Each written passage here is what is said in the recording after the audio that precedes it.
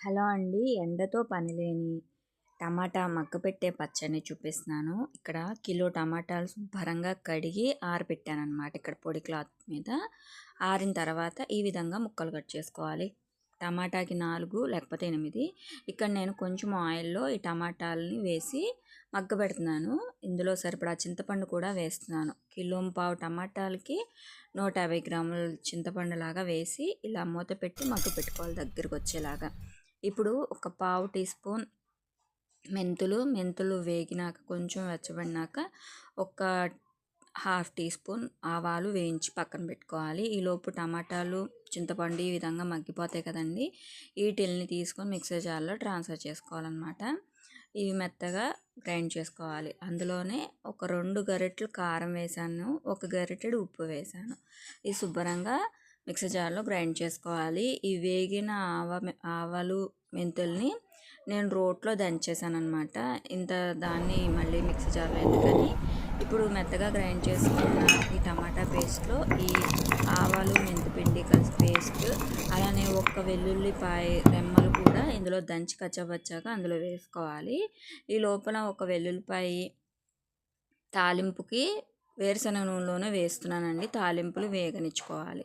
ఇందులో ఇది పొడి కొట్టుకున్న దాన్ని ఇందులో వేసుకొని ఈ వెల్లుల్లిపాయలు కూడా కచ్చాపచ్చాక దంచుకొని ఈ రేకలు అనేది తీసేసుకొని వేసుకుంటే బాగుంటుంది. ఇదిగోండి రేకలు ఉంటాయి కదా, అవి ఉట్టినే వచ్చేస్తాయి. తీసేసుకొని వేసుకుంటే మళ్ళీ ఇంకొకసారి మిక్సర్ జార్లో గ్రైండ్ చేసుకోవాలి.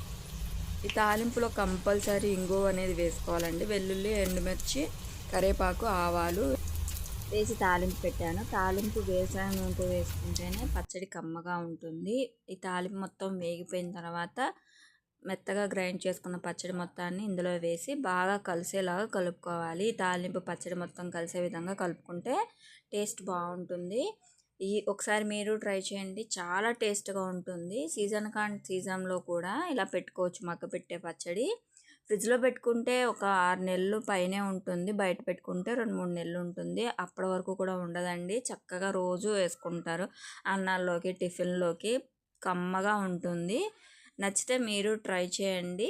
ఒకసారి ఛానల్లోని వీడియోస్ చూసి అబ్జర్వ్ చేసి మీకు యూస్ఫుల్గా ఉంటే ప్లీజ్ ఛానల్ని సబ్స్క్రైబ్ చేసుకోండి. అలానే ఈ వీడియో ఎలా ఉంది అనేది కామెంట్ చేయండి. ఈ పచ్చడి సద్దన్నంలోకి తింటే చాలా బాగుంటుంది. వేడివేడి అన్నంలోనే తినాల్సిన పని లేదు. పొద్దున్నే సద్దన్నం తింటూ ఉంటారు. మీలో ఎవరైనా సద్దన్నాలు తినే వాళ్ళు ఉంటే కామెంట్ చేయండి. ఎందుకంటే ఇప్పుడున్న జనరేషన్కి పొద్దున్నే సద్దన్నం అంటేనే తెలియదు అన్నమాట. సో ఈ వీడియో మీకు ఎలా అనిపించిందో కామెంట్ చేయండి. నచ్చితే లైక్ చేయండి.